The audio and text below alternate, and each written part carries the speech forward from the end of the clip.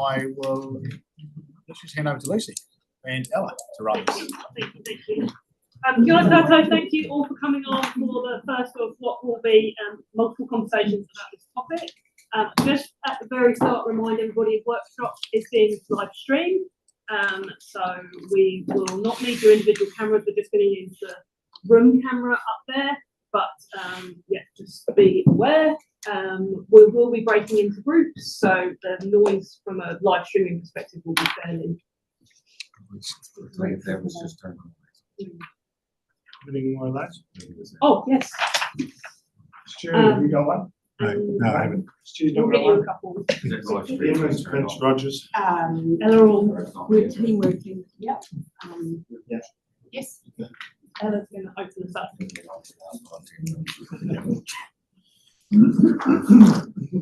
I ask that?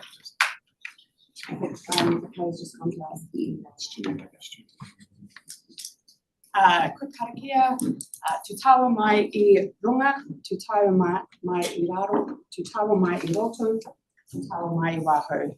Kia tau ai, te mauri tu, te mauri ora, ki te katoa. Homi e, hui e, tawa ki e. Thank you for coming, for all being here today. A long-awaited workshop, I think, on integrated catchment management. And as Lucy said, very much the first of what we hope to be many conversations as we get some action on the ground and move through this work. So in terms of the agenda, hopefully some of you have received it. Apologies, Evelyn and Stuart, maybe you haven't. But in terms of, we talk a lot about integrated catchment, so we're going to do a quick, like, what is it?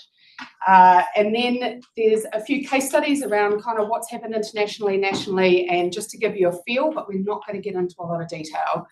We'll then go into a SWOT analysis, looking at the strengths, weaknesses, opportunities, and threats, and then talk a little bit about how that is going to apply in terms of our governance, and particularly the committee structures. And all of it's going to be captured to be able to help us inform what we're doing in this space moving forward. So obviously no decisions, and it is really a hope that we're going to have that opportunity to get on the same page with some of this and help, sort of steer it for the future. So we've been talking about integrated catchment management for a long time. Can anyone guess the first time it came up in the long-term plan? Or maybe someone even knows? In the long-term plan, first time? 1872. A little bit. So 2012 was the first one I could find with specific reference to integrated catchment management. And over the years, we've talked about it kind of from a operational perspective, back up to a strategy, and obviously with the Southland Land and Water Plan, and then back down to sort of around the operational, which is really where it landed in the last LTP. And we talked about it in terms of both like freshwater, we talked about it in terms of floodplain management and integration. And it is mandated through the Resource Management Act. Looking at our decision making through the wellbeings is mandated through the Local Government Act, and it is something that we're meant to do. The Southland Land and Water Plan looks at, doesn't specifically talk about integrated catchment management, but we talk, the entire thing is embedded in Kūtukatai and Hawara, and the way that we achieve that is through an integrated approach. The Regional Forum obviously had it as a central theme, and their role in terms of taking the Southland Land and Water Plan and doing the how. How do we do this? How are we actually going to take it from policy and planning and into action on the ground? And another document I've found recently too was the environmental hui that was held in 2021. So that was also another document that took stakeholders from across the region. We talked about how we would do this work. And the Waikawa and Waihopai catchment plans also, again, there's a contribution there, not a full-blown integrated catchment management approach, but there was a contribution from those plans. And then also finally, something close to my heart, the Miriku Slow the Flow, which looked again at going beyond just freshwater and into a floodplain, flood risk and resilience space, and bringing that together with how do we stack those mitigations. Oops.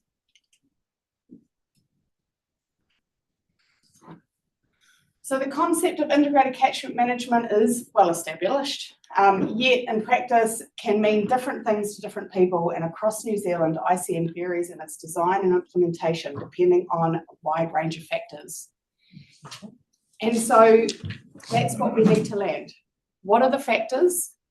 What are the variables? What do we want it to look like for Southland? Not just Environment Southland, because once we hold this space, it will be something that the rest of the region will be picking up and going with too. So what does it mean for all of us? And what does integrated mean, right? What's the scope of it? We've talked about it a lot in New Zealand with regard to fresh water. Is that all we're thinking about? Do we want to go wider, faster, stronger? So,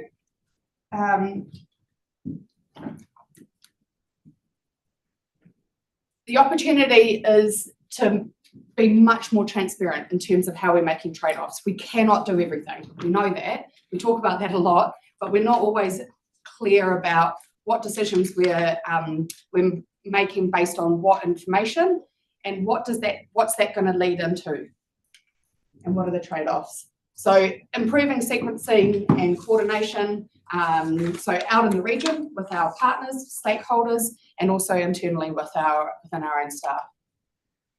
And strengthening the advice of council and our communities receive. So making sure that this narrative makes sense to them.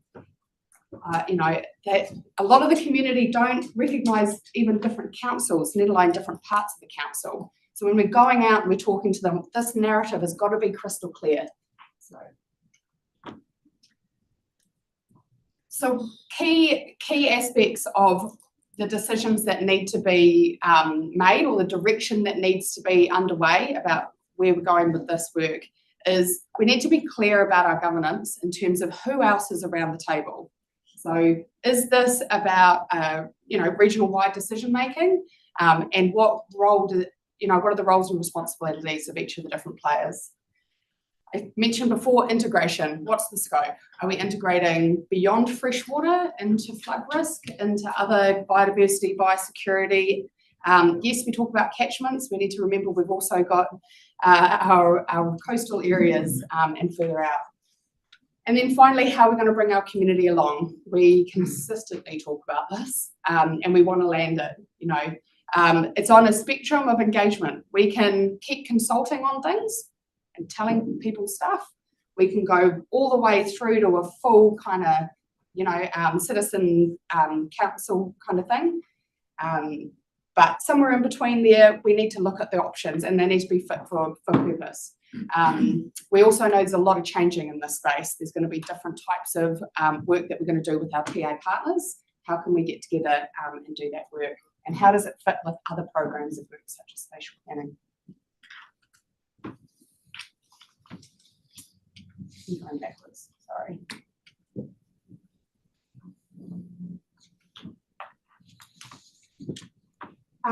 And what does it mean in practice? So what does it mean for you around the table? We've talked a bit about that, and we'll land at that at the end of the workshop around what does that mean in terms of your decision making and how you receive that information and make decisions and move it forward. With the executive team and Te Ao Marama, and the relationship we hold in terms of our partnership and making sure that the information's flowing through in parallel. Really importantly, delivering with our teams out on the ground, that consistent information again, but also the actual activity, and making sure that that's reflecting us as leaders in this space. And our stakeholders and communities. So I'm actually going to pass it on now to Sam McLaughlin. So I hope everyone knows Sam. So we are a team of two in Lucy's ICM team. The aim really here is that we're standing up these ideas, but we're bringing in the entire organisation along with us. I think it was up. I keep confusing myself. Sorry. So what I want to do over the next 5 minutes briefly is just to talk about what integrated catchment management can be, a kind of a 101 crash course at a very high level. Important to caveat at this stage that I don't think it's up to me solely to define this. It's really important that when we actually seek for a definition of integrated catchment management, that we really challenge it amongst ourselves to make sure it's fit for purpose. That was the other one, sorry. But highly, interesting enough, from the definition or the context provided before from the regional forum report, I actually find it quite hard to find a concise and coherent definition of what ICM is. It actually looks at it from some different angles, but I guess at a very high level, what it's pointing to is a holistic natural resource management philosophy that recognises that all elements of an ecosystem, including people, is interconnected. One value of this is that you can actually look at layers, and how these things kind of layer up. So layers across disciplines, whether that's environmental disciplines, social disciplines, various other knowledge pathways and understanding, worldviews, spatially across areas, not just geographic areas, but spaces and where people interact. Across temporalities, meaning across time, whether that be 10 years, 50 years, really long term. So how you understand how that changes over temporal scales, and also across knowledge providers, knowledge users, and people who want to engage and share knowledge. So, conceptually, we can take a look at this from, just as an example, in an image here. So on the right here is a catchment.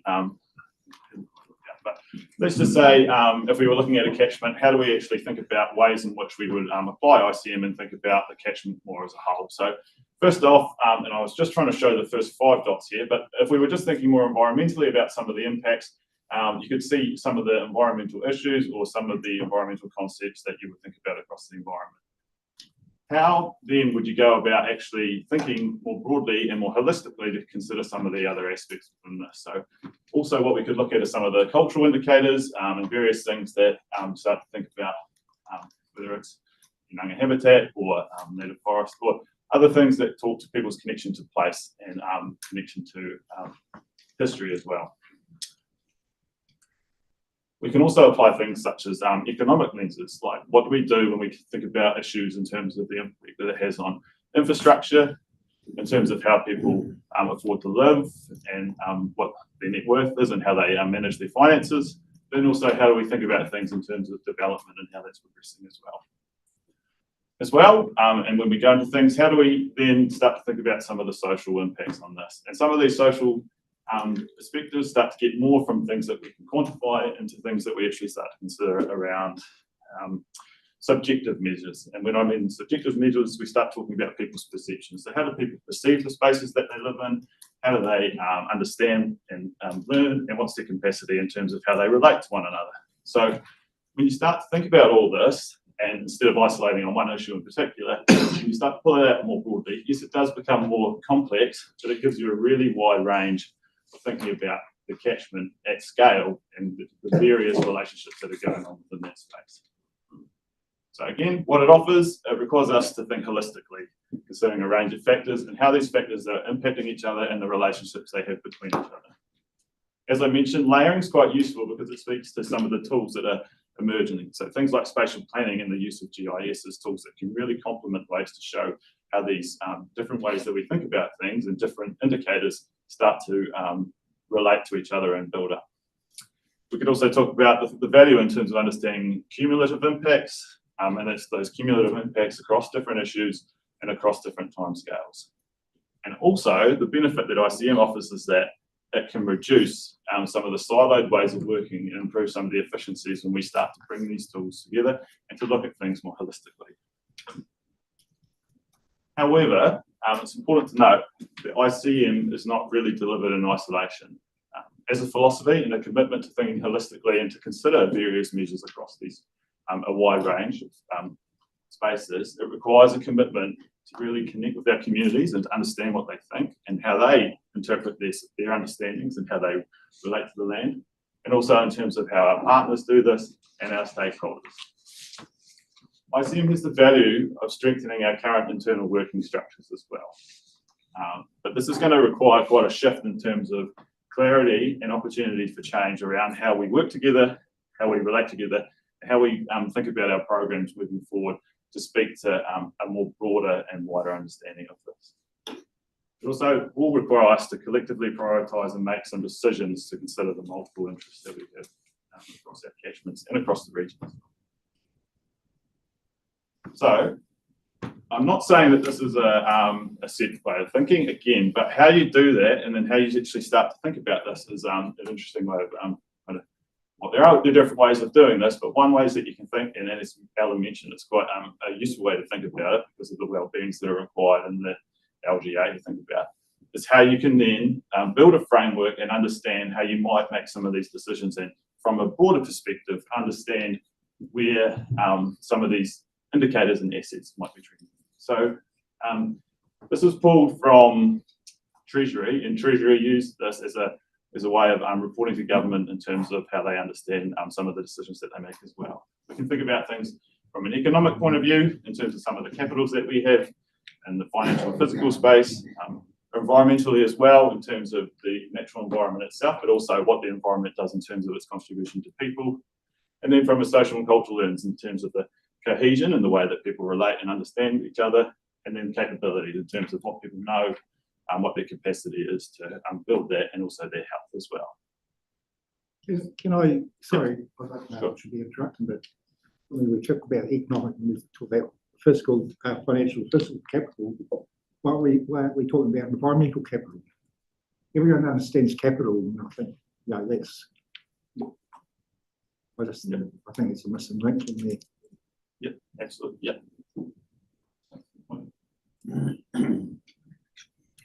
So, one way I wanted to do this is just to then do a wee primer exercise to start thinking about how we can think about things more holistically and what we may know across these spaces. So again, this is slightly different in terms of some of the capitals that we may talk about differently. It takes a little bit of a future lens, but again, it's an opportunity. It's a way to start thinking about things in different spaces. So what I'm going to do now is just pass out some sticky notes. And what I want you to do first is for a couple of minutes is to identify one or two factors under each of these well-beings that you believe are currently important to the catchments that you represent. So I'll just get the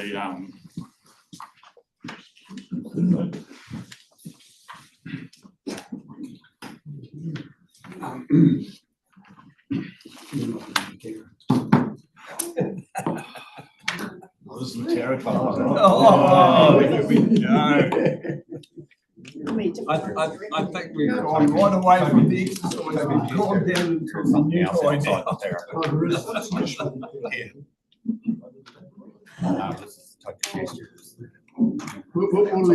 One indicator per. Yeah, so ideally you'll have 4 sticky notes at the end, one that has either 1 or 2 social indicators or factors that you believe are something that reflects your catchment, speak of, cultural ones, 1 or 2 environmental ones, and 1 or 2 economic ones. Again, just as a primer to start thinking about some of the different interactions that you may be familiar with or that you've heard from people in your communities as well that are important to them.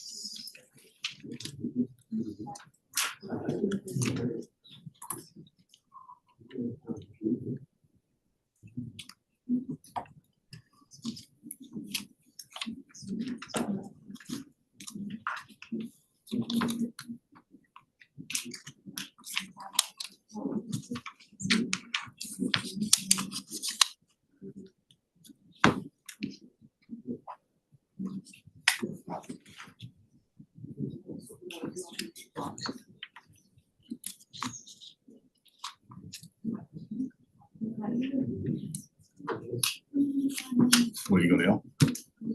I'm not sure if I'm right, but social water is necessary to keep the social fabric going. But cultural is safety. We're only doing. Where are we putting? We're doing social. I've done We don't. All 4, yeah, if you could do 4, that'd be Four great. notes. 4 notes, 1 or 2 points for each note, yeah. And clean it at the time. It's really hard. Actually, you can find one hard.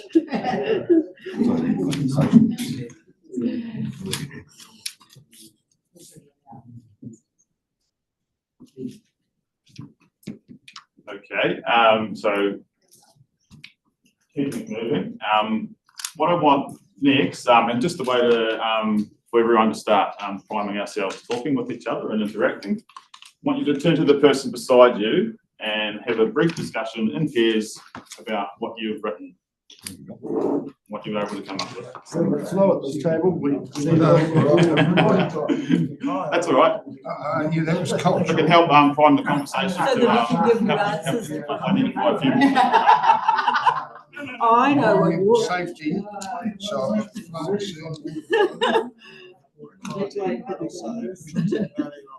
Biodiversity landscape. Oh, yeah, that's a bit more clever than me.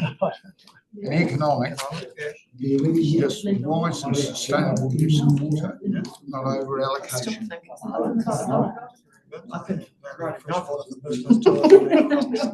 But you want a short story. Actually, no, you want a book. Very similar. Lucy, what did you?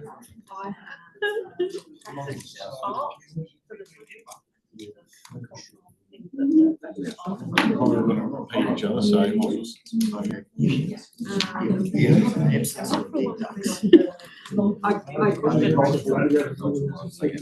Well, it was another interest. Yeah. Visual. And then.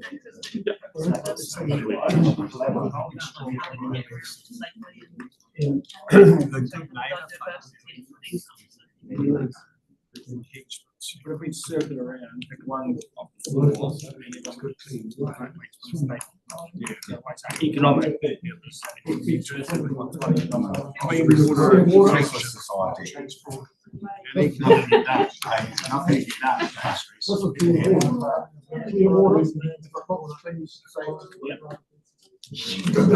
I'll put down environmental. Because I went state short term resilience. cost cutting. I think it's really hard when you put a number Versus on bed. it, but if you can deal with floods, you can So, deal with you know, droughts. And if you can, three extra, extra resources. We're an increasingly multicultural. economic, I've got regulation for freedom of operation. So people need to know. Well, not necessarily. Amongst other Trying to rules. find people who. Yeah. So we've got a lot of cultural. Economic, I've got regulation for freedom of operation, so clear rules so people Access understand to. how they operate, and then they can get on with it. For urban deprivation. Way on the food security. Social isolation versus connection. In multi-generational. I had the flood control area warning system because to me that's a big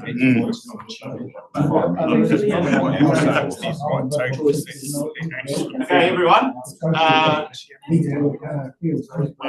rules that I'm talking about never actually apply either too, so you know. You've lost us there. That's all right. You're off. Good. Okay. So as a next step, guys, what I want to do now is for us to stand up and get moving and to come together as a group. So over on the board, we've got our 4 well-beings listed here. What I'd like you to do is to stick up your well-beings under each of your categories. And then once that's all done, I'd like you to ponder the board and have a look at what everyone else has come up with. And then I'll ask you a couple of questions to help prime some of the discussion and for the discussion later on in the workshop as well. Yeah. It's pretty much what it means, right? It seems to be almost Listen to the instructions, but I'll follow. Just put that there.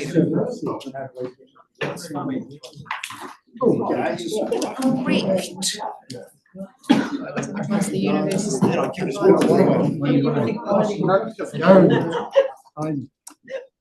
Lower down the total cost. Yeah, Top, so nobody realizes.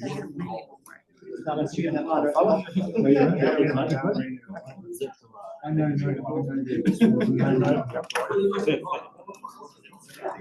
Scott, you get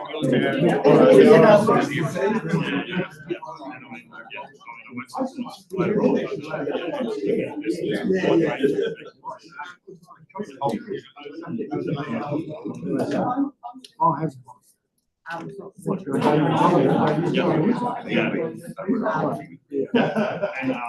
That's why kind of. How long is that?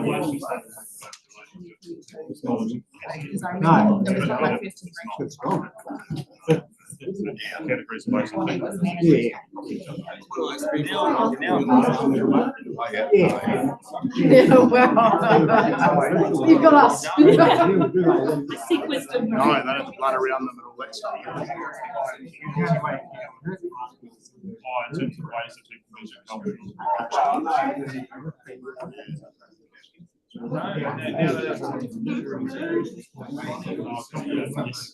Not on the immediate.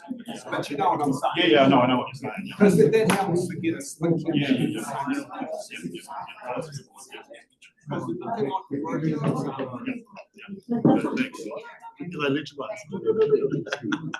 Okay, guys, so with all the points on the board, and I know it's a bit crowded with the numbers, but please spend the next 5 minutes or so having a look across the some of the factors that everyone's come up with, and then I will take some of your musings afterwards in terms of what you can see there. Not interested. I did all that this morning. I can't do it again. Back to me, just. Just let me get my pills in and then I'll be ready.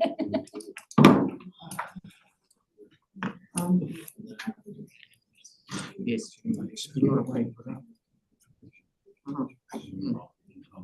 Stuff. Oh, no. They're well used to preparing idiots for the roles they've been given.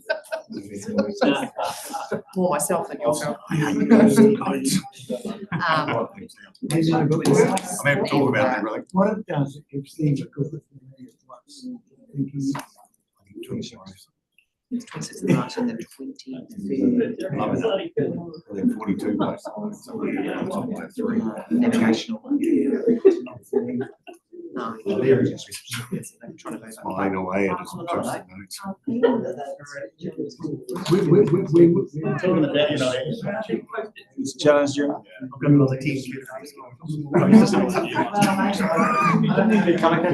Colour codes.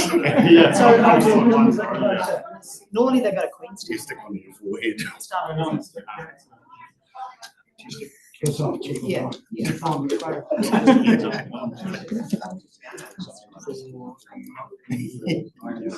was inside over who's on first day. Something naturally. I can talk through things. After a week. I can't get the right words. Coming from Kirk's background. Hasn't helped me to. I'll send you the gut. If you want Yes, it's helped me a lot. to trouble to that. Okay, guys, thanks for quickly looking at that. I'll send you the gut. Feel free to take a seat, and I just want to spend some time having a group discussion about a couple of points. So, first question that I'll pitch to you: was it easy to identify factors across all the well-beings based on turning up here and what you know at the moment to think about that through that way? Yep. I'd say it was easy, but we were possibly shallow because it was a 2-minute exercise without a lot of analysis. Yep, great, cool. Just a primer too, as well, just to get you thinking for the next point. And fair enough, we could spend hours doing this. Absolutely, yeah. Any other thoughts around identifying indicators there across those well-beings?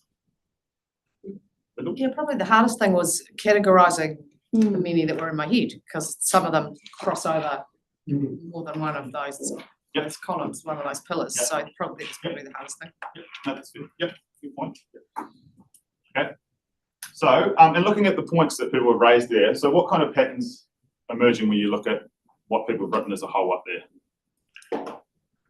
Well, probably like resilience is something that just keeps cropping up against all of them, because there's always going to be disruption. It's just how can either the social, the economic, or the environmental recover is kind of how I keep coming back to. Yeah. Yep.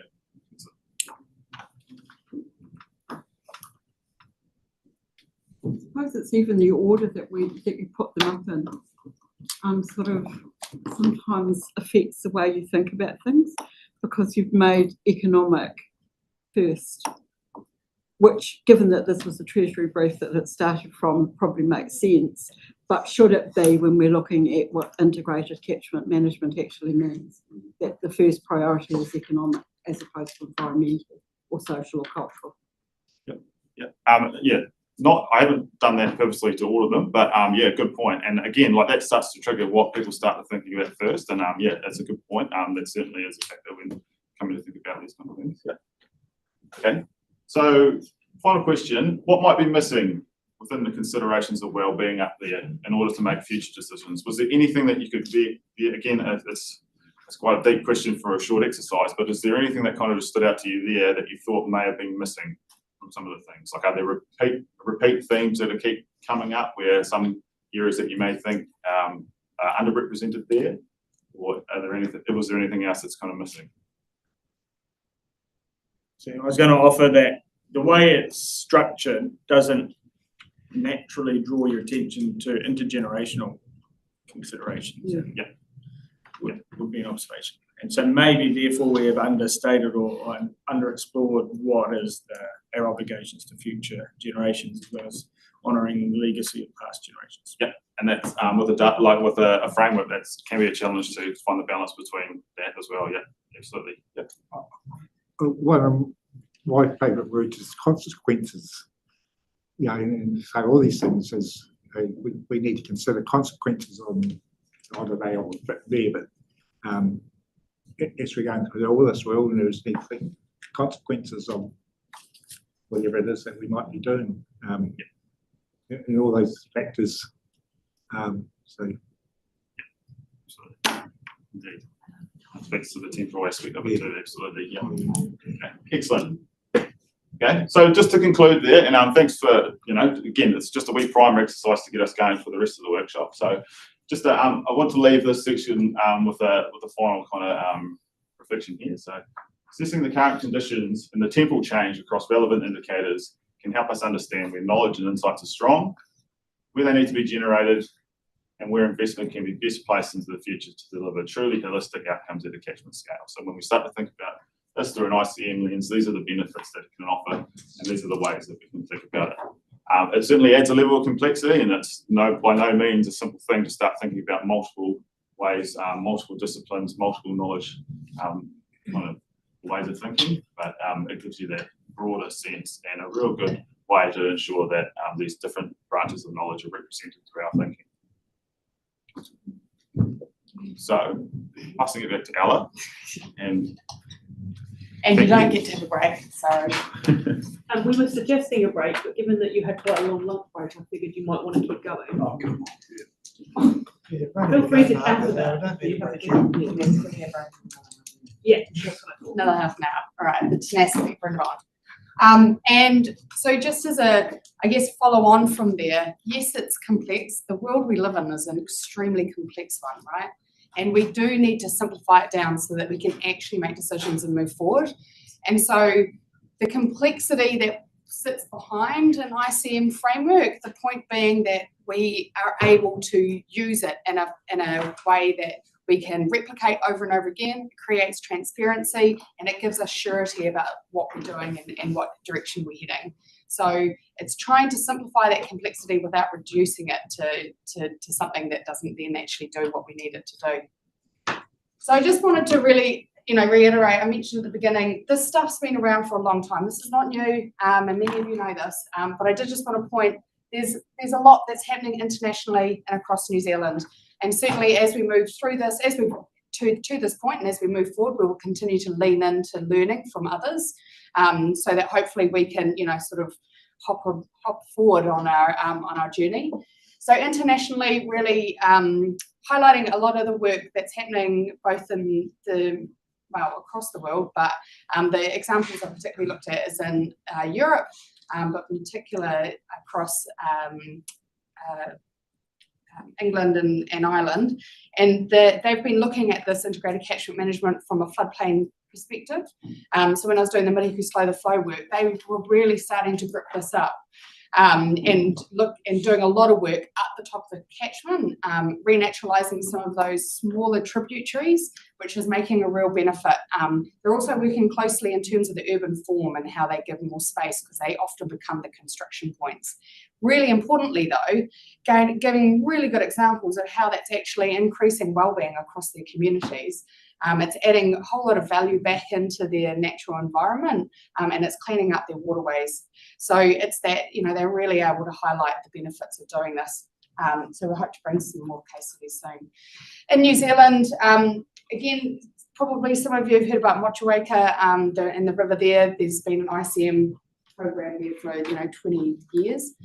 But some of the other ones that I wanted to just pay attention to were also, so Otago Regional Council's done some really interesting work in the ICM space. They stood up a program a few years ago and started in the Catlins. They've since moved to the Upper Clutha Lakes district, looking at both Whakatapu and Wanaka. And also then they're moving on to the Taieri. And I think this is going to be a different challenge again, because alongside that, they've also started looking at hazard plans, but they are yet to bring those together. So they've just done a hazard management plan for the Upper Lake Whakatapu area, so Glenorchy. And when I went to talk to them about Taieri, they were really like, yeah, it's going to be a different discussion again when you're bringing, across your community together and your catchment groups. To have the discussion about what do we want this to look like. So they have, however, taken the integrated catchment beyond just freshwater, and they have really focused on things like pest management and biodiversity, which is, again, a really great opportunity to learn from them. One of my favourite examples, because they've been quite innovative, is Greater Wellington Regional Council. Again, they've got floodplain management work, but they've also got these whaitoa plans. And they integrated catchment management essentially, again working in both the rural and urban areas. And they too are really thinking hard about how they start to bring those things together. The best example I think I've actually seen nationally is the Otaki floodplain management plan, and that has it's very front loaded in terms of floodplain management, but then really highlights the importance of the work that they're doing around freshwater and biodiversity biosecurity. Ella, sorry to interrupt you. Would it be helpful for us to share some links in your weekly newsletter so that you can read a bit more about some of these projects that Ella's talking about? It would be helpful, Lucy, if maybe the Otaki one that you think is such a good example, you could give us a little bit more detail as to why you think that and how the bits are interacting. Yeah, just rather than just lots of examples, give us a wee bit more detail of why they're. So this section of the workshop is definitely a quick, we're not alone in all this. We want to bring this back to you to do a fuller workshop. I'm aspiring to hopefully bring some of the people from these places back in as well to talk in more detail about the learnings, so that you're actually hearing it from the horse's mouth and ask those questions. I think that would be really valuable. So yes, hearing you. And so the West Coast Regional Council and the Westport Master Planning process. So this was a really aspirational piece around actually how do we move an entire township. Really important governance links, obviously the regional and TA territorial authorities, but obviously in terms of the entire community. There's a lot of learning from that. Some of it went really well, some of it not so much, timeframes and how long it took and how much it cost. So more locally and close to home, Miriku Slow the Flow was, I guess, one of the first times that we've started taking these concepts of room for the river and nature-based solutions for flood risk mitigation that have been talked about by the likes of the New Zealand River Managers Group for some time. And we were really looking at, okay, so what does it take to do that? So we picked out some mitigations that are already being talked about by the community and started looking at them. And what we realised very quickly was it wasn't as much about the fact that we don't have the right mitigations in place. It was actually that the way that we thought about how we implemented them when you take it to a catchment scale, it didn't necessarily work well for flood risk mitigation, because we think about it about risk at place, and we needed to think about it at risk at a catchment scale. So actually, we were, you know, the need for identifying clear governance, who's responsible for what and where, how integrated are we looking and what's the scope for this work, and then how we take the community along were the key outcomes of that work, because those were the things that we could say was going to make the work unstick. We weren't going to get any further, but unless we nailed that bit down. So I finally got the report, and it will be circulated to you very soon. There's a couple of copies floating around, but it's very pretty. It makes it much easier to read than what it was in the previous form. So this is not a thing that's going to be done in a silo. If we are truly going to start looking at integrated catchment management and creating place-based plans, so you've got an approach, and if we actually want to put them on the ground in a place and get some stuff done, we're going to need every part of the organisation. So the upfront thinking in terms of the strategy and policy, making sure that we've got the right information in the science, and that consents and compliance are enabling us to be able to move forward with the work at the end. The people out on the ground and leading the actual, you know, engagement with people and the mahi that needs to happen. So we've got, you know, the work across the ICM team, but also actually out into what's now the engagement and education teams. And so they need to come together and be able to actually be the ones that are delivering. And then obviously the support within the organisation, our comms, our finance, and obviously then, you know, sort of our IT, GIS and all those, and they're supporting all the rest of the work. And that is what's going to enable us to have some community activation and enablement. So the key part that's missing, as I mentioned with Miriaki Slow the Flow, is this bit. We need to set ourselves up in a framework with the right information and the right process to be able to set the direction in which we can then make these happen. Does that make sense? So we're going to keep coming back to these three: governance, integration, and engagement, because they're the big decision points that we're going to need as we move through this. Yeah, Phil? Just quick question, because you just used the term, that's what Miriaki Slow the Flow is missing, which makes it sound like there's a deficit or a failure. But my understanding was that was always a knowledge-based project. It was about learning, and it's been successful in that respect, I'm assuming. So when you say missing, it's just that it never was designed to go that far. Would that be a more... Thank you. No, it was not missing anything. It was a beautiful project. I didn't want there to be a sense that there was a failure of some sort because there was something missing. What we're saying, it had a very specific output and it delivered on the output. Yeah. Thank you. Yes.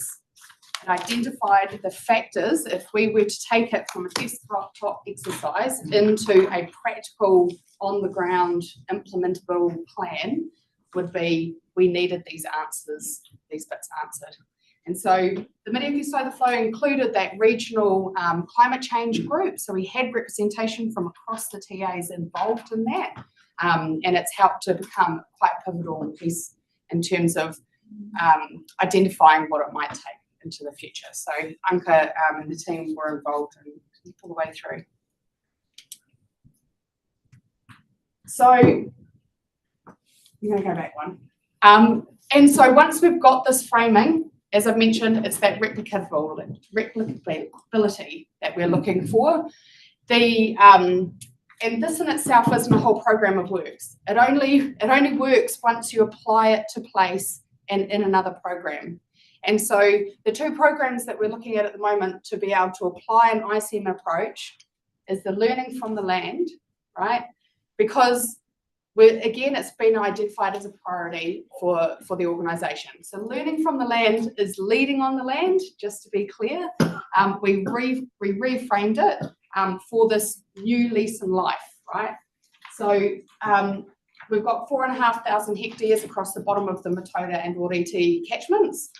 And so it's only part of the puzzle in terms of the entire catchment plan, but there's an opportunity there to be able to quite quickly to go from sort of a catchment understanding an ICM approach into a catchment and then down into some action. And we can start really digging into what are those governance structures and decision-making processes and the criteria we need to be able to clearly inform the decisions and ensure that there's that transparency. So people and councillors and whoever in the future can look back and say, oh, that's why we decided to do that with environment Southland's community land. So really important, strategic, program, project and delivery structure at each of those levels, consistency across all of them. The other program of works is the Matoda Blueprint. So if you think back last week, I think we had the presentation from the RIF projects, so the Regional Infrastructure Funds with Michelle. She talked about the phase 2 work for which included the Matoda and the funding that we got for that. So that included the setting up of a Matoda plan or catchment plan to inform future infrastructure decisions. So if we're truly going to be able to start thinking longer term, we need to be able to think about that at a catchment scale and over a much longer time frame. So we're not talking about in the next 3 years or even 10 years. You know, this infrastructure is going to be around for 100 years. We want to make sure it's fit for purpose and it's in the right place. What else can complement it around that, and what can we, you know, learn from in terms of some of those wider catchment mitigations, such as room for the river and the other nature-based solutions that complement the hard infrastructure. It's definitely not and or. It's not or, it's and. So the current framing of the phase 2 work for the Matoda is very broad. It's an opportunity for us to talk to the community and take them along on this journey as well, which is obviously a really important component of that. And that's all been designed into the program plan with Kanoa. So now that you've had a bit more of an opportunity to think about what integrated catchment management is and what it could be for this organisation, some of the benefits that it could provide. We've had a thought about the types of components that might go into it and some of the examples of you know, what are the different ways that we might be able to approach this. Would like to take you through a quick SWOT analysis. It's a bit old school. I feel like we haven't done SWOTs for a while, but it's again an opportunity. We want to hear from you about what are some of the top line things. So we're going to ask Claire to come forward to introduce this part from Claire Dooney from the strategy team. Wow, is there anything you'd like to add? And Not then give really. instructions? I think first off, we were just going to take 5 minutes to have a bit of a thinking for yourself, because I think you probably all came here with a bit of an idea of what ICM is. And so it would be good to try and understand if the conversations we've had so far have changed that or influenced that in any way. But then we'll jump into a SWOT analysis and from a governance perspective, just understanding what how ICM might help you govern better, I suppose.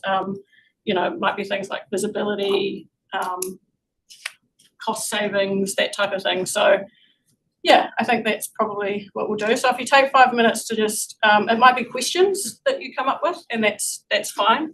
But yeah, just having a little bit of a think about what ICM might do for ES as an organisation. Do you want us in groups? So have a quick think individually, I think is the point. Yeah, and then we'll stay in the groups and we'll use the whiteboards. So I'll give you a shout. I think that's one of the keys, is that it would be nice to have some other examples to help us. But it's a lot of stuff to hear about, but it's, I haven't seen it. I mean, John might be able to help us. This is something that you're wanting to do. Tell us about the interaction. Tell us about at the moment where you think we can be saving. Yeah, that's right. Yeah, well, It's like I'm a believer in it.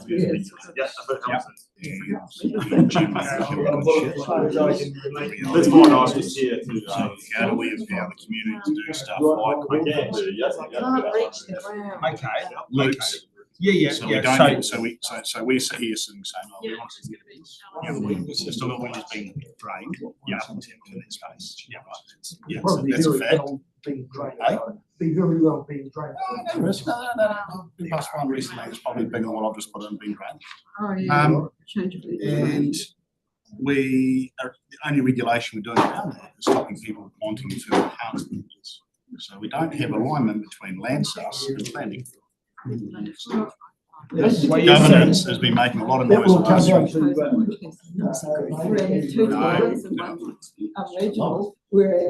can RMA, it's about interpretation.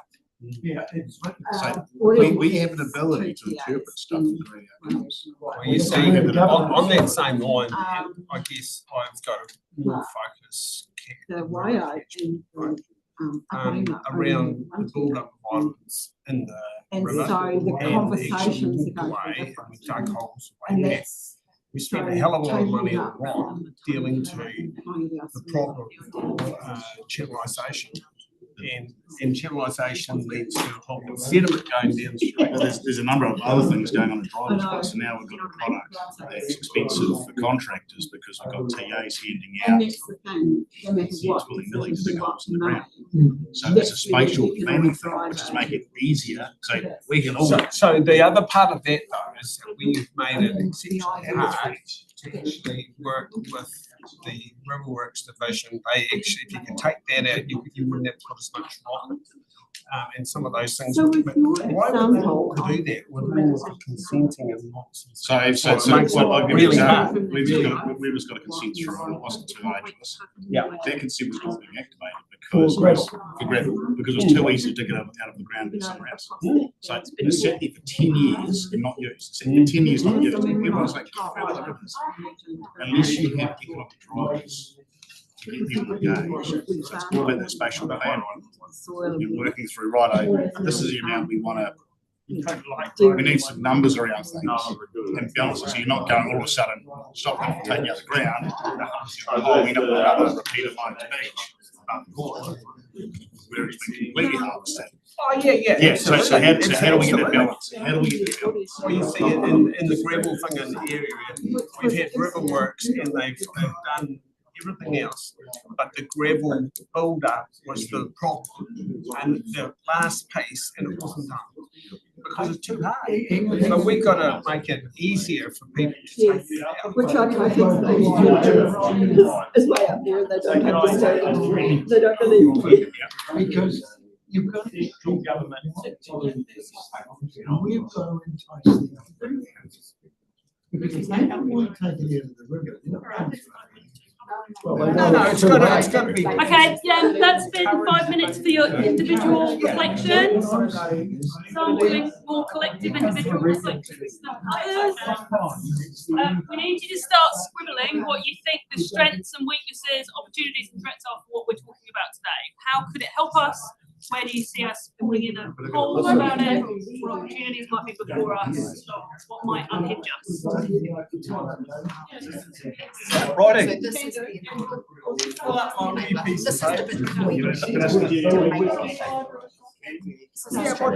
because I've just moved my footstool so that I can actually touch the ground. It's obvious that Riverworks. As you appreciate.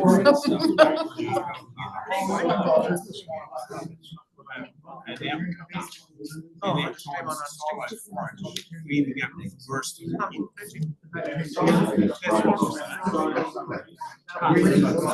working well This together. needs to.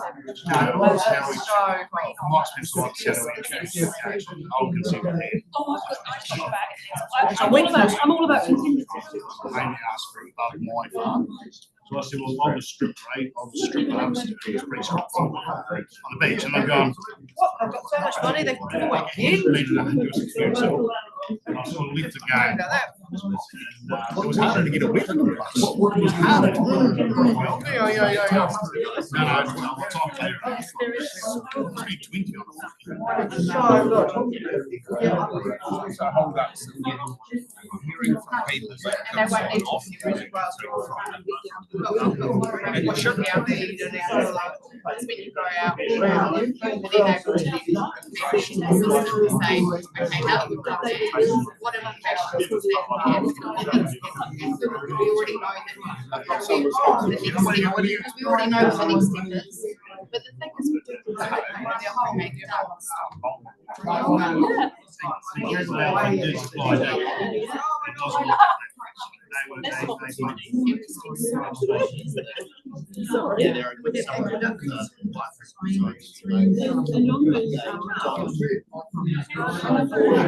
could have a monorail.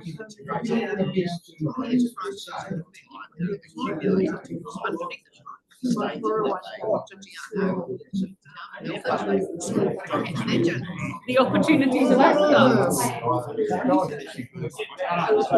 But there's some really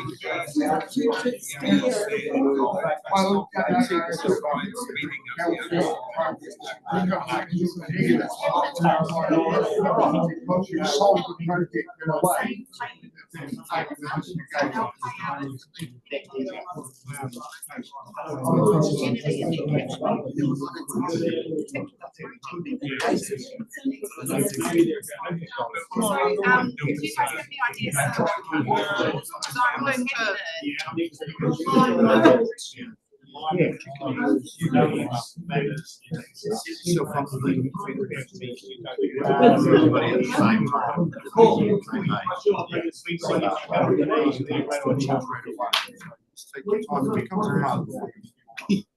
Well, you should know. I know I've 10 years of season writing exercise.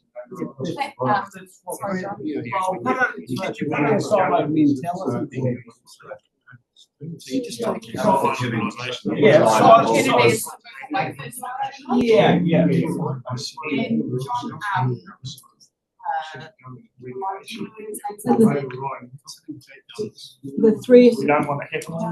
I guess the line between government and governance is The other thing is, yes and no, because I can probably the same profit of 4 or 5 cows elsewhere. It's profitable, so. corporate interest. Yeah. well,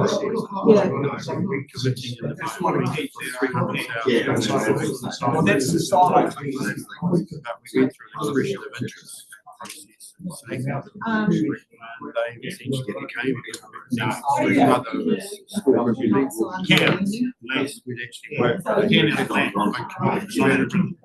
They would essentially the steering group. There's a way to if it's done.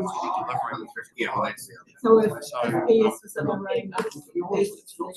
Yeah, I guess the best game I can run is the commercial. It gets too complicated. It's not about putting it well. It's about actually making sure there's a program in place. It's sort of keeping things simple structured. Once the Carolyn under the conservation level, it was, so you've got that. We don't want to unplay it. Probably just change. Because you bring the people against you, and these like these negotiating.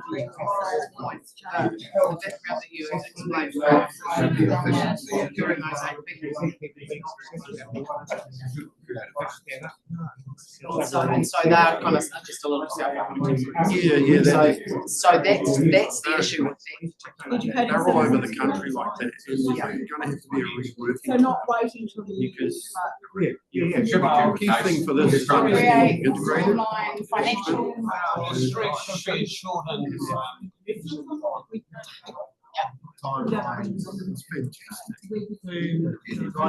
fantastic. Community. Yeah. I've actually already done this across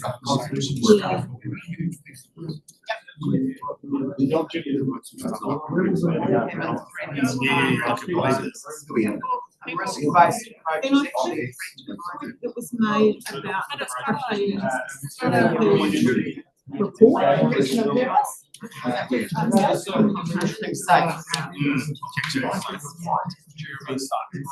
We're afraid to be able to take some of Yeah. put it into the way I'm not getting into the individual things. This is how it works. Very different outcome here. Yeah. But I'm still going to get through this one. So what part of the So did that somehow need to different. Yeah. Why element? Same thing for each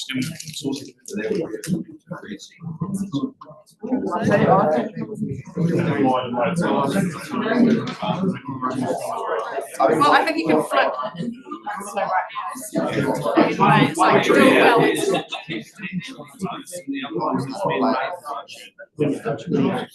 Yeah.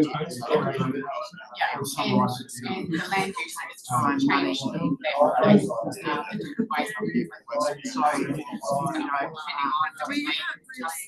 as soon as it starts moving, it'll just, it doesn't sort of come up with us. Consistent.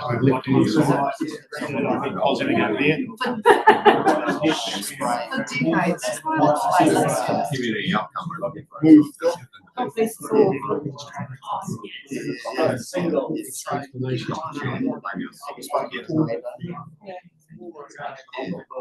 No, so it's easy to so few of us have the flexibility. But I don't know where you put this, but we need to add the climate change understanding what it's going to mean. We've just been talking about the Tana Basin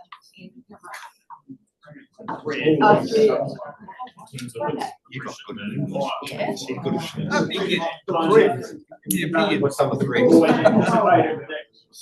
Disgruntled run holders, aren't they? It's the threats. We want it, we need it in and out so that we can make sure that we don't miss it. You could actually argue the threats are you and could actually. the way that required they farm to be wanting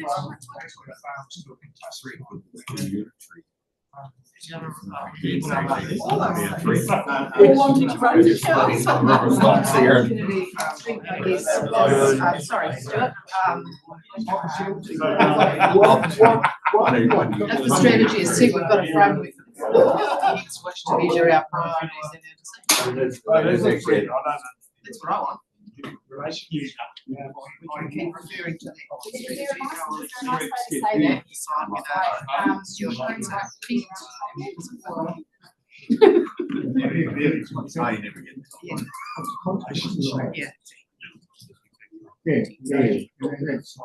Well, you just put it out, it's like the various components. Chuck it up to you, even both. We're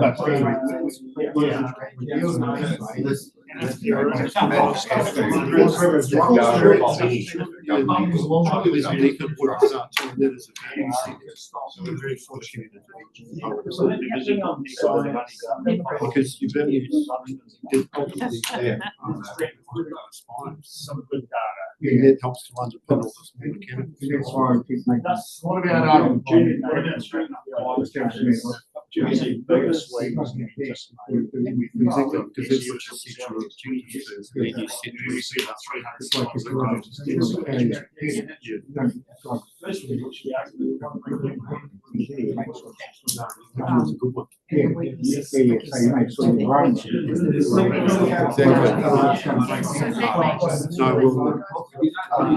I agree. I don't know.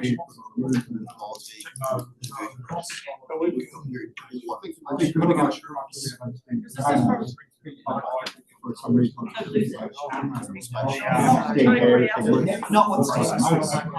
you go and put them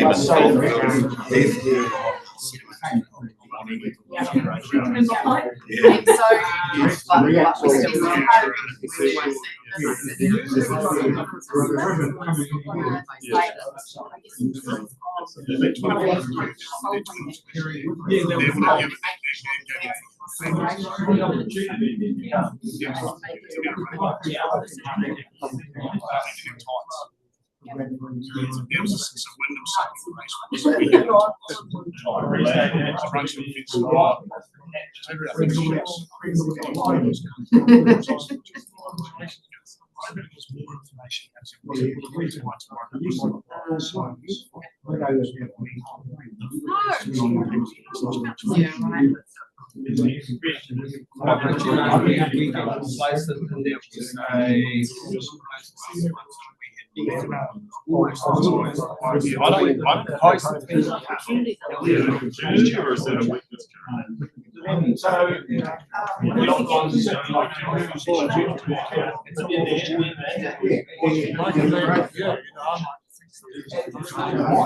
Or has it been from the government?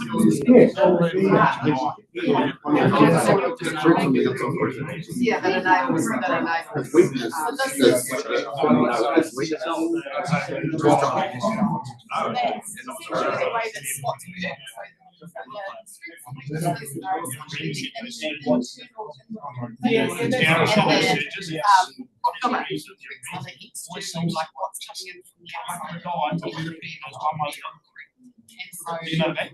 These are all things that are kind of outside of our opportunity. One of the big things is, everybody understands why.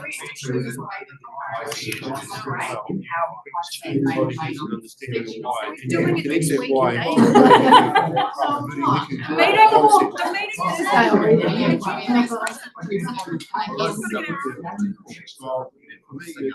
I'm unclear as to why.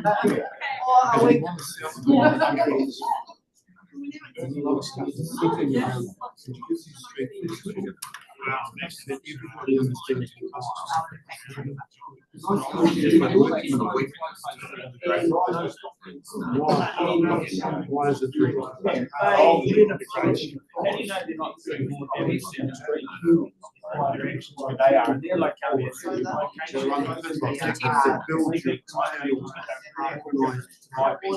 programs just for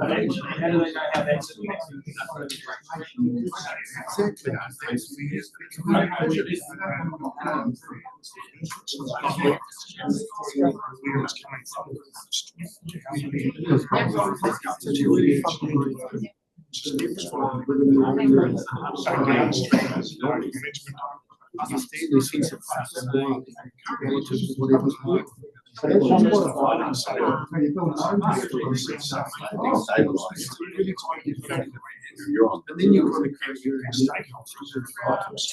And if you work more closely with this,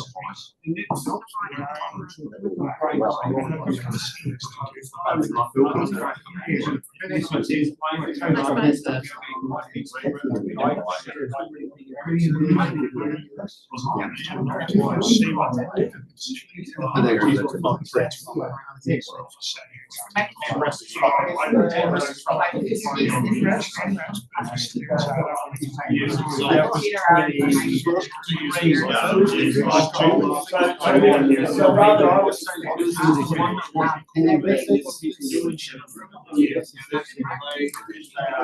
we're already engaged. They have. I mean, I think focus on place-based action results and unintended consequences and just location. And we've seen it like historically.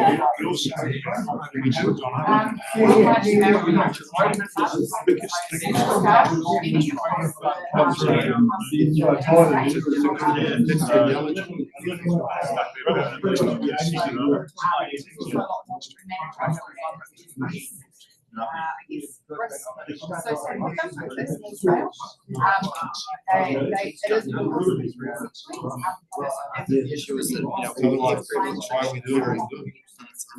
Isolation of a integrated understanding of there's a risk that the amount that's removed is and it could be either too much or not. The consequences are likely to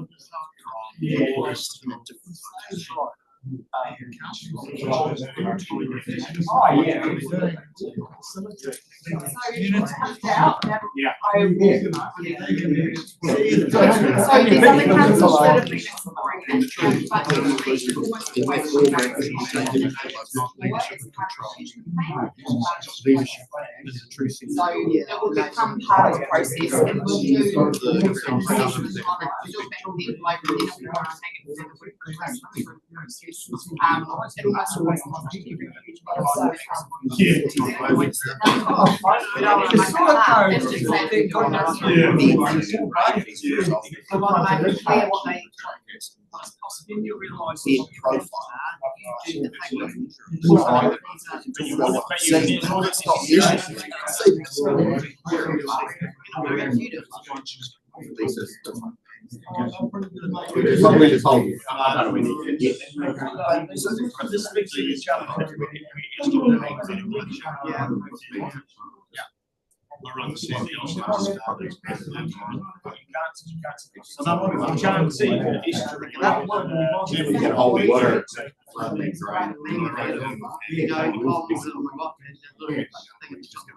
Here I am, everybody drinking a soggy straw. Meanwhile,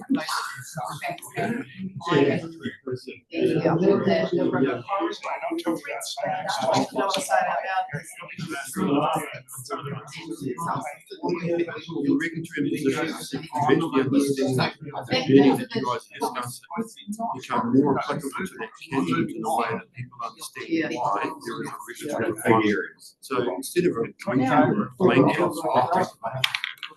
you actually deal with it. So would that be the next stage for the health?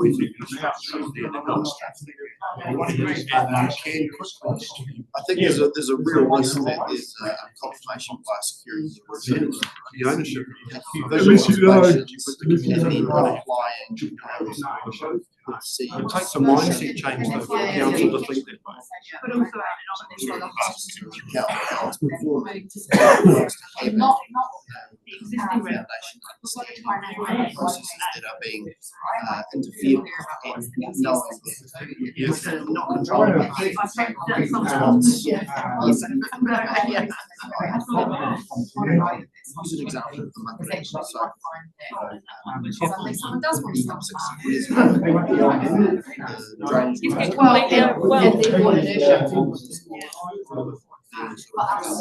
because I became much stronger here really knows that subsequent consequences has been You just don't know put in that instead of having low gradient, it's now essentially steep. So it's still yes. So it's still degrading.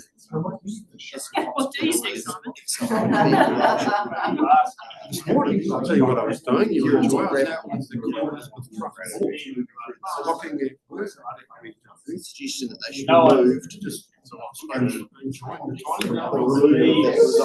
signed up to work with. So that was wrong. So we were still only one muffin a day still.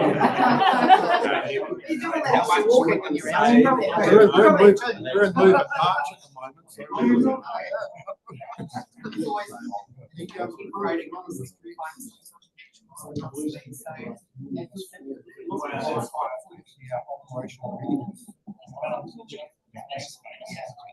So this is the only thing driving that process, yes, but it's not the only driver that process.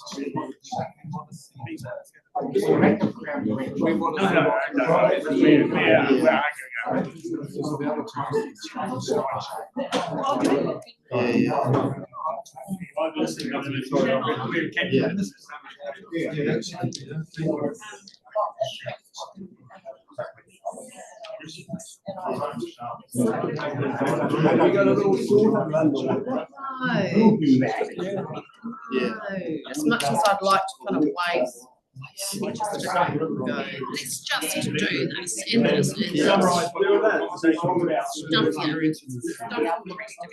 is gonna work.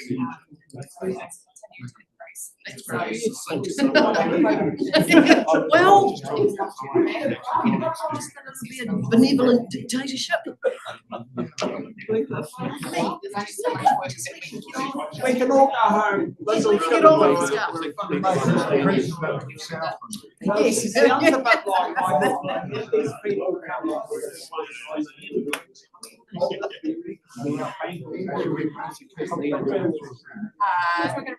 Yes, so, we'll be bringing things to be able to slow it.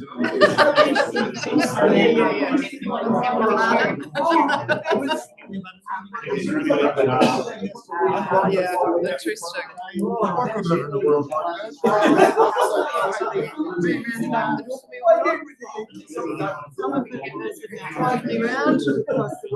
No, I mean, I could be the servant. Let's read what I was saying. Well, no, they're actually. Feel free to go and grab yourselves a cup of tea or coffee. And we'll come back for not very much longer after that. 10 minutes? 10 minutes. 10 minutes. Back at 5:02. Cup of tea? 10 minutes. Come back and we'll talk about Waikiwi. I was astounded even how embedded in it. I think it's unlikely. But as a Particularly in that. as a class from a reasonably well-known background in town, going into the class band. I can't remember.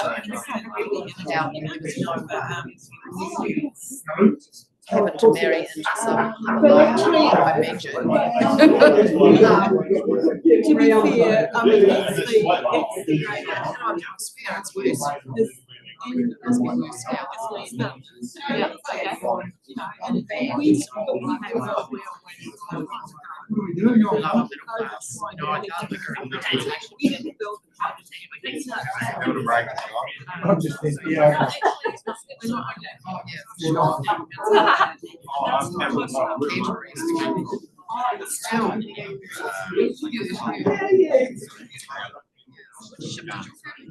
I get it. I'm probably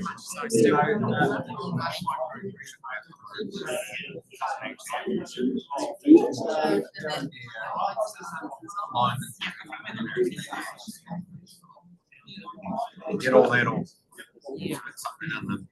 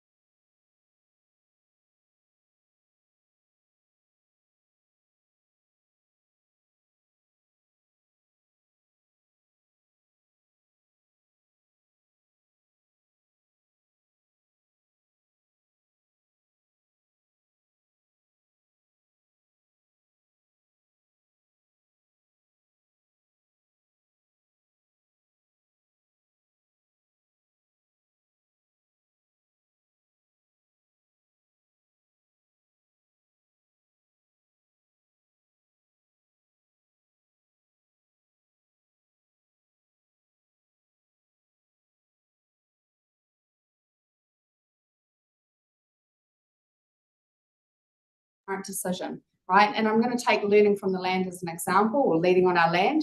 We would often get, you know, the operational team coming in and saying, right, we're doing this work on the Environment Southland owned land.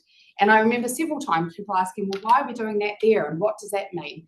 Because we hadn't created a framing that sat up in the strategy and policy committee space in terms of what is the strategy that we want for our environment, Southland land, and then that flows through to the action on the ground, right?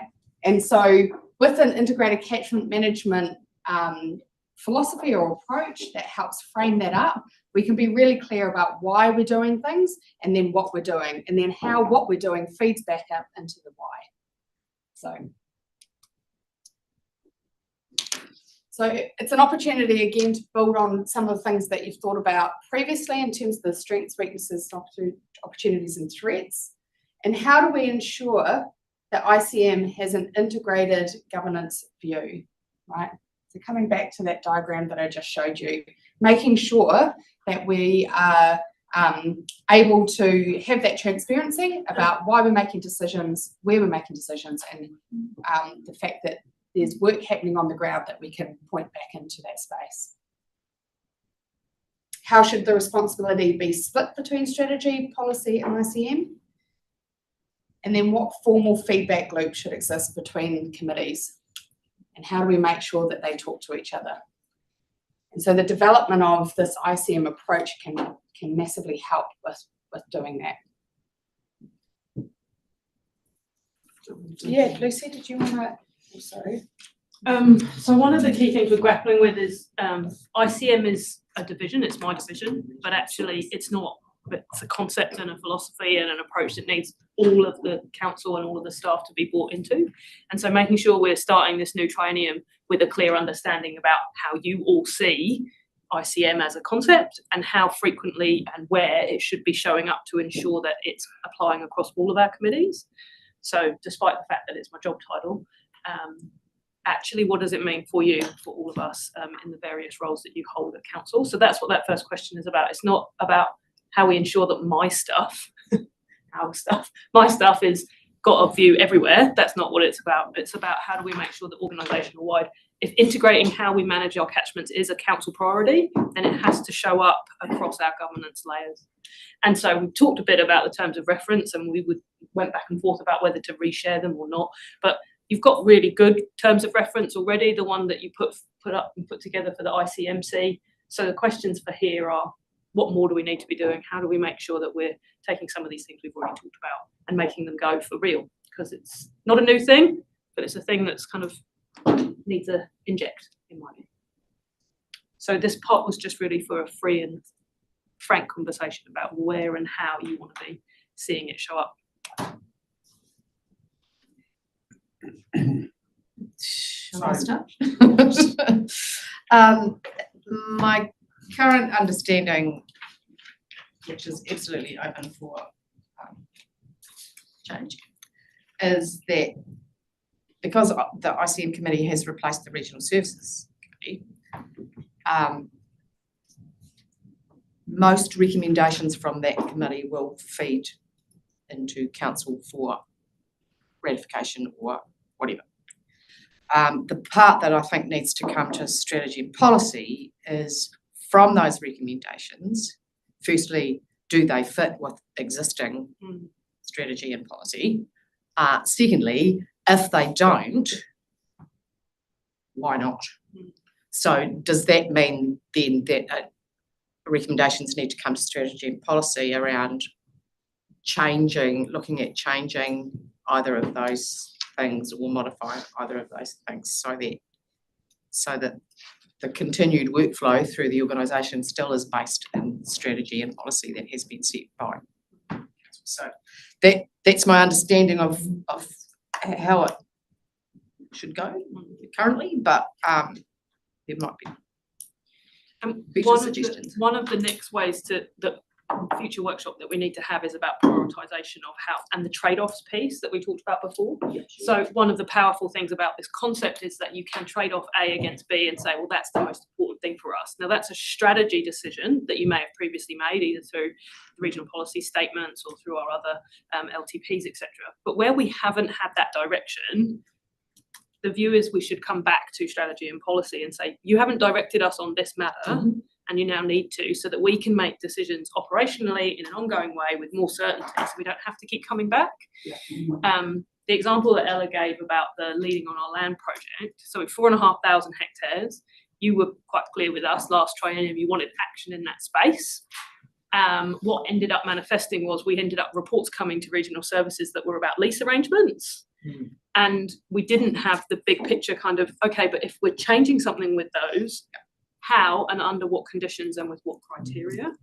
And that's the bit where there is that important feedback loop to say, if you continue on this path, which we hopefully are continuing on, now we've got an ICMC, I hope so, that actually that manifests in these ways for our work programs. So it will change how we do decision making around leading on our land, for example, one example, but it also should shift a bunch of other big projects too, in terms of we can't be intervening here and not thinking about the whole. So that's the power in it, both at a macro big scale, but also at that micro 4,500 hectare scale as well. Phil, you look. I'm just going to observe that, question 3, what formal feedback loop should exist between committees? And I've observed that we have an existing overarching umbrella thing called a council. And I would have thought that's the council's obligations, given that both those committees are all of council committees, that maybe we don't need to have the complete answer to this, but that it's something that council needs to maintain, it's something to think about every time that we are talking with either of those two committees. There's understanding, what's not getting done, what's missing from the picture. Because I would have thought that that's the role of council, to provide oversight of the committees and to understand. And so that's the integrating level at that point. I would have thought mostly, and I'm thinking more of operational level, that it could take away silos a bit and end up more as a can do. So you're looking at something and instead of going, well, this is what we do, and you go, but here's the overarching thing we're trying to do. Can we tweak the way we've been operating so that we're not like cogs in a machine that continually lock? We actually got traction and maybe things happen faster. And I think in the paper that you had as part of the agenda, really clear about the fact we're not talking about new or more work.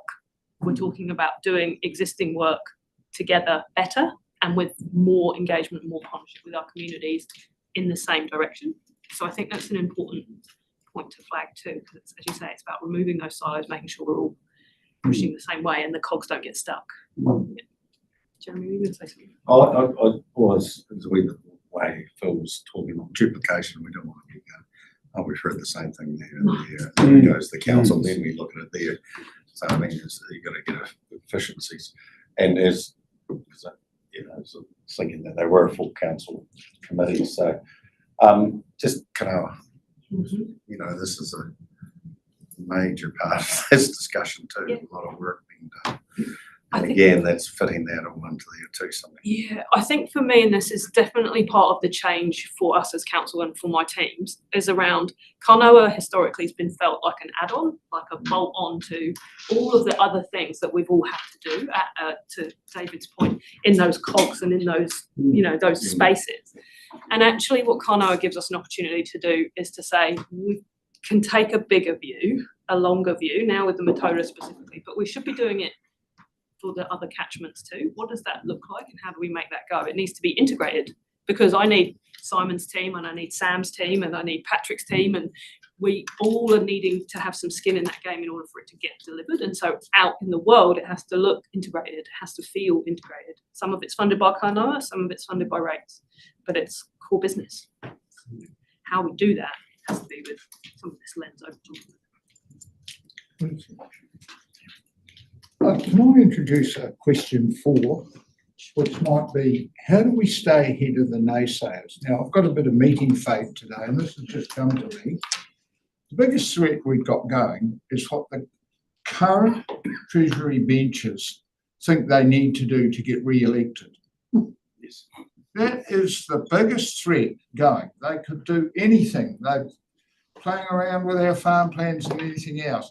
So I'm quite excited about this level of discussion we've had, but unless we sell it and get strong community buy-in that will negate whatever, we don't want messages going up the line saying, clout those regional councils again, we'll get the mayors involved, or whatever they're going to do. We need to stay ahead of that. So it's, you know, I think the most significant thing we have to do is sell the vision. Yeah, that's up there in the threats. I added a little one. Yeah. And We've got can I add to that? And we Meeting need, fate. I'm a bit slower today, Stuart. and that's been a discussion Lucy and a couple of others have had, is if you make it just about flooding or you make it just about water quality, you're not capturing everybody. So you've got to find a way of having 3 or 4 different messages that are achieving the same thing to hit the same result from all the community. That's a really important part about this. I think that's going back to the discussion earlier about which is the cultural and social. If people understand how some of this affects what they like to do as lifestyle things, that's how you get into communities that we don't often reach when we're talking about the more technical stuff and the floods, you know, and go, oh yeah, but it's only going to be once in every whatever. Exactly. But if you can't take your dog down to the riverside, if you can't have your children in a safe pool, if you can't even fish anymore, those sorts of things. Mahika Kai came up several times, you know, the understanding of being able to feed yourself from the environment. If we can promote that as part of this as well, it reaches into a whole different community than, oh, you're beating up the farmers, so we don't care, or big industry, we don't care. But if it's me, if I can't do something and you're going to help me do that, then that's a positive. Yeah, just to Jeremy's point about efficiencies, I'm all up for that because, you know, time is precious and all that. However, a couple of looks at some of this really important work is also beneficial to help surface some things that we might not notice originally. So I'm not suggesting that we have to look at it 5 times before it becomes a thing because we haven't got all day. But I would just caution about being too efficient because then you miss opportunities and potentially you miss threats as well. So we just have to find a nice balance for that. And just, I'm not advocating for this either necessarily, but be aware that should we feel it necessary, we could make strategy and policy and or ICM, we could delegate them to be committees of the whole, which means that they do actually have the decision-making capability without it having to go. I'm not suggesting that that's the solution, but bear it in mind as a thing that is possible that we felt we needed to. So just, you know, efficiency can also mean that you miss the peripheral. And I think we'll need to have conversations at different scales. So the conversation we were before. So we're talking 4,500 hectares for learning from our land project. We need to bring to you a suite of options for what you would like us to do in that space and the trade-off part of, do we take this away or do we give this? Like those conversations need to come back at that 4,500 hectare scale. But then we're also going to be doing that on a much larger scale with the Metoda work and the blueprint and the work that will come with Oriti. So some of those, not small, but some of those project scale learnings and interventions and testing that we need to do with all of you, we then could potentially scale up, but you're going to need a couple of conversations to actually work that through, because what might apply for the 4,500 hectares might not apply for the length of the Metoda. Are you stretching? Or No, I'm going to ask a question if I might, or make a question and statement.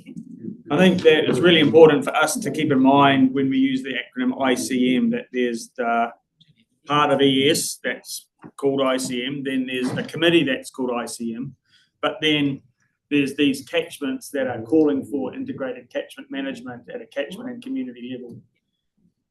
And I would argue that that later one is the more important ICM acronym and interpretation to keep in mind. And I'm going to express a degree of impatience.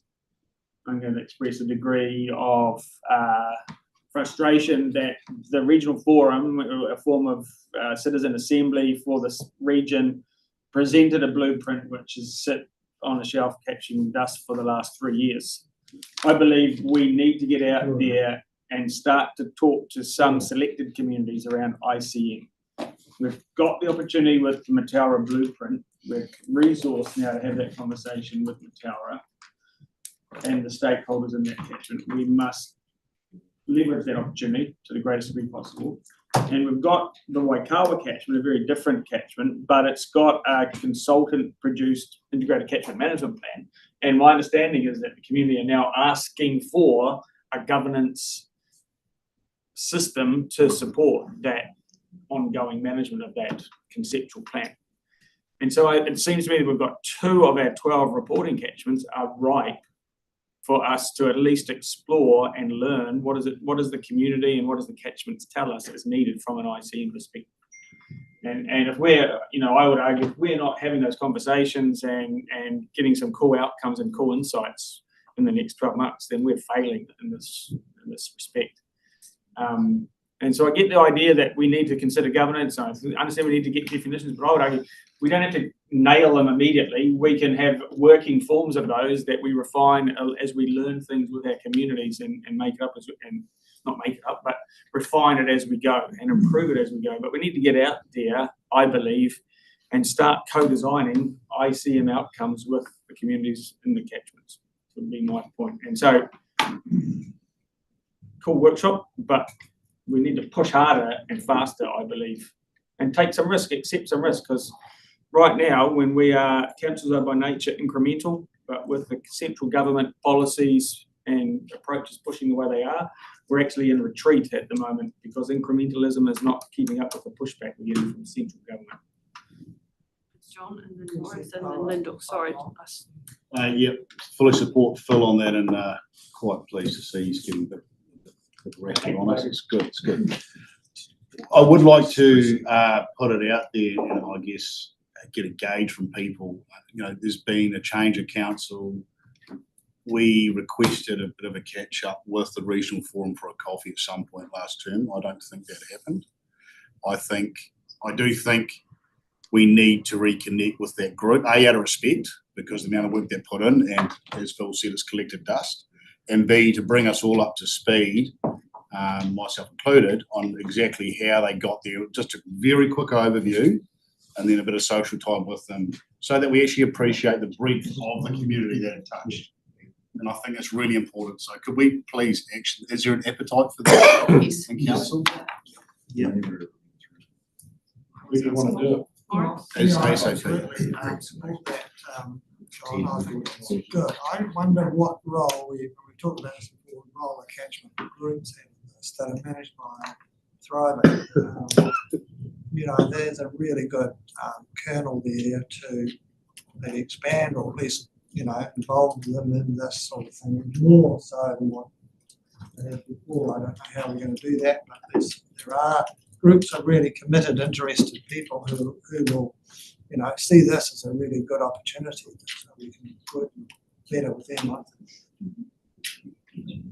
So can we get commitment or yay or nay on that before we move on to? You want to show hands? Pretty much. You want to I want to gauge on how motivated people are to do that. Everybody said yes. No objections to that. So can we action that ASAP, please? And yes, and to Morris's point, yes, catchment groups are important. The catchment groups are fundamentally there for education and engagement, not regulatory decision making, because that's where we lose the community. And they are at a point of very handful running these groups, but Waikawa is, Phil pointing out Waikawa is quite a unique one because of their structure and their engagement. And I think starting with them would be a very good starting point to see how we do engage with catchment groups, because they are probably a lot more mature for engaging with because of where they've been. I would see them as a stakeholder, one of a variety of stakeholders in each catchment. Yeah, I just wanted to reinforce Phil's point before. There are any number of motivational quotes that go along the lines of, you know, there's no perfect moment to start, and you know, don't wait for the perfect moment, just get on with something. And the hardest part of going for a run is stepping out your front door. So reinforcing that, absolutely, let's because, you know, you learn from mistakes as well. It's a whole learning thing. Let's reinforce that. Yeah. Any more thoughts? Well, in terms of workload, then leaning on our lands or learning from our lands with ideas that we can use to use these as an example or whatever. What sort of time frame have we got in mind for that? We're heading to your Marama and exec joint board meeting on Monday with the latest update from the project team who've been working on the project, and then we'll be reporting back through to ICMC the end of March for an update and where to next. Okay. So we were kind of chomping at the bit at the end of the last term. Yeah. Just on that topic, knowing the original intent, it was initially called leading on our land, on the basis that we can't ask other landowners, land managers, land users to make changes in the catchments if we're not prepared to do it ourselves. Noting that it's learning on our land at this point, my argument would be if it's our land and it's in a particular catchment, then we come to those catchment ICM discussions as a landowner, and that you may choose not to act before you've had those discussions, so that you can demonstrate actually we are part of the catchment community, we can contribute, and we hear this is the requirement, therefore we will make these changes on our land. I guess what I'm saying is let's not rush at changes until we've been part of a conversation in the catchment with the rest of our stakeholders. Would be my opinion. And it might just be that the first decision is, where do you want us to start? Out of that 4,500, where should we begin? So, yeah, I think that Phil's point's really relevant, that we need to be part of that conversation from the perspective of a landowner participating in the community in the design of the ICM approach. I'm also really conscious that the landscape that the council owns there is fairly homogenous. It's not representative of the entire catchment. They're in specific parts of the catchment, and they're kind of the same type of land across different catchments. So there's a real possibility that we need to be prepared to hear that actions need to be taken perhaps in different locations than just the land that we own.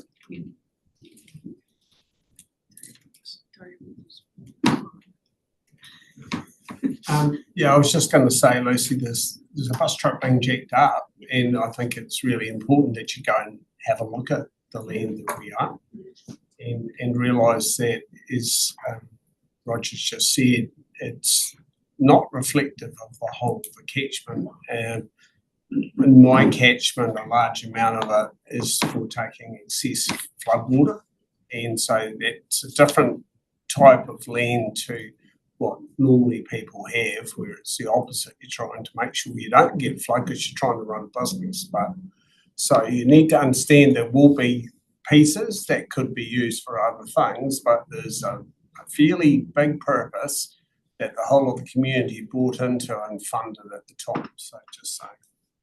Jeremy? I was just going to say, we've already done leading on our lands.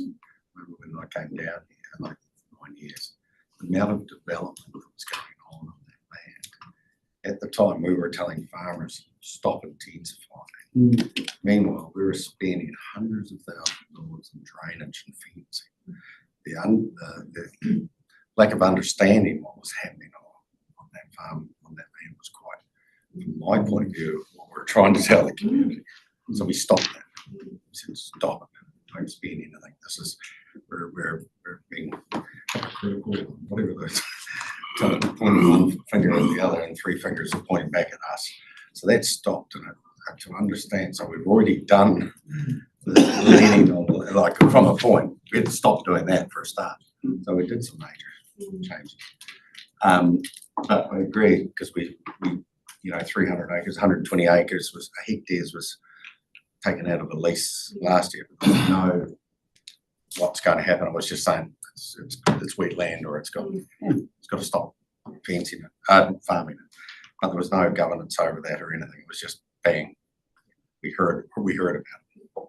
So I understand that we need to have that discussion and understanding a lot of that land down there. It doesn't reflect very much what's happening up on the bulk of the catchments too. It's different. It is wet. It's there for a purpose, but as long as we get oversight on everything, that's the main thing. So. I was just I hear Phil talking about going out and consulting with community and such like, and I just take us back to the regional forum, and I think about all the consultation that took place in regards at that time, and so I sometimes feel like we're going to snakes and ladders. We've been there already, and then we've got to a certain place, and then we're all of a sudden falling down that ladder again, and we're going right back to square one again. So how often do we keep doing that instead of keep getting the headway movements rather than keep going back to start again? Because there was I watched that process, and I don't know the complete process and what's best and what's wrong, but that was for me, that was a magnificent process, and it was, everyone was consulted to death basically with it, I would say. And what's happened to it? It's a sense it's sitting on the shelf somewhere. And once again, long enough, two changes to council at the time, and was always said, please don't let that regional forum documentation and that money get set aside. And we said, no, we'll not get set aside, but it did get set aside, and so we need to go back there, I think. So absolutely support put it all on that. I think a really important part for the where to next with it is to be able to draw a line of what elements have been moving, and we haven't done that though either. Like, it appeared to be on the shelf, but actually it did feed into a whole bunch of new work and things that we've done, but we've never been consistent about shining that light back on all that really important cover. Because that integrated management is about identifying all the components, isn't it? And how do they come together? Well, that's basically done that. Probably said what I was going to say. There have been little elements in plan change to Tahi leading the discussion around how we were talking about limits and things in there. But there was also the aspect that we sort of never, we accepted a report, didn't probably accept everything that was in the report, and there was going to be a time to, hey, we need to really go through this. And I don't think we've actually sat down. I know there was bits and pieces you had come back, the regional forum around the plan change to Tahi, but I was actually sitting down and given the respect, going through all the recommendations to get a real good feel for it. And I don't know what recommendations, but I was actually given the time, because there might have been a few things going, don't know, yes, that sounds good, and understand the theme of it. So that's what we were hoping to ever has. So Lucy, it might be helpful if that highlight could be part of when we get the forum members back in, because I think it would be encouraging, hopefully, for them to see that it hasn't completely fallen asleep. We also asked that challenging question of the new council of these 40. 116 recommendations. Only 3 of them have acted on so far, and based on my spreadsheet, which I used to when I say highlight. So don't highlight it too strongly, because they might depress them if they come in. Important that they know where we're at. And important that we don't let it fall. It's so important, and it's given us so much, and we actually need to think about where to next on that basis with that, without relitigating it.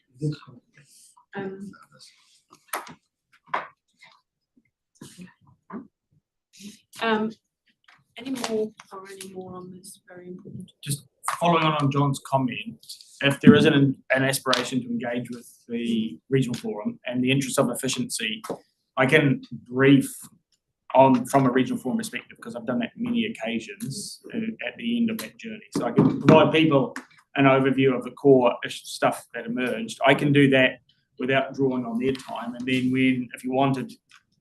if there are members of the regional forum who are prepared to engage with us, because I would say there's some who may decline the invite, you can use that time to connect with them and test their understanding and aspirations more efficiently. Because, it's been, 3 years, Yeah. So it would be great to get there, as time's gone on. Well, I think about it now. What would be different? Yeah. And given to Jeremy's point, what occurred with plan change to Itahi, Mhm. and the element of the main function of the forum was to help inform part of that. There was a lot of other goodness that came out of it that wasn't about that. But what do they think now? Yeah. With the changes that. How could they see a pathway forward? Yeah. And it was always intended as a package. Mm. So how do we move in a slightly different way forwards? I mean, the positive thing is we've got an integrated catchment management committee, Yeah. and we're having workshops around integrated catchment management. That's a really positive thing. And I think you made the comment before about those two catchments that are kind of right for this change in these conversations. That needs to be informed by those processes that we went through with the regional forum and the recommendations that within that will help us with what we try and build for the Matoda and what we try and do in the Oriti too, as well as the catchment group changes and the CLC engagement and okay. You've got what you need. We have an awful lot of gold. We do. And thank you so much for your sharing. This will all feed into, I was just saying to John before at the break, a paper we've got drafted for consideration either at the S&P committee or the ICMC committee, given that last part of the conversation. But it's a program plan for where to next. We will ask 3 deliberate questions of you as part of that. And part of that will be around how much engagement and where do you want us to prioritise. So that is ready to go, and we'll feed in from these pieces into that conversation for the next round of committee meetings. Yeah. Can you, just in regards, Phil's probably can send a link anyway. Send a copy of the regional forum to everyone in the council. Yeah, we'll do. Everybody's got a copy and they can have a read it. Bedtime reading. 2 things we'll do off the back of today is you'll get a workshop summary. So I think we talked about that last term, was the need for every time we do a workshop, we need to be really clear about what you talked about, what direction, if any, you gave us, where we took the next steps from. So we'll draft all that up, and that will go through to probably the ICMC committee as a summary. But we will also send round links to those case studies that we talked about, and we'll attach the regional forum's recommendation report as well.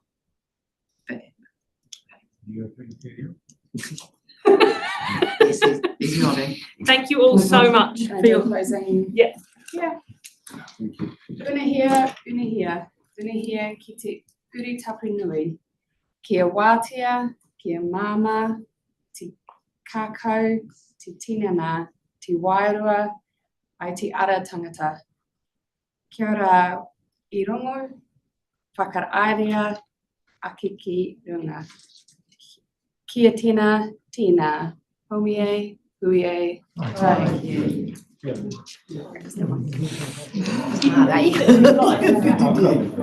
end of a long day. I got the opening one.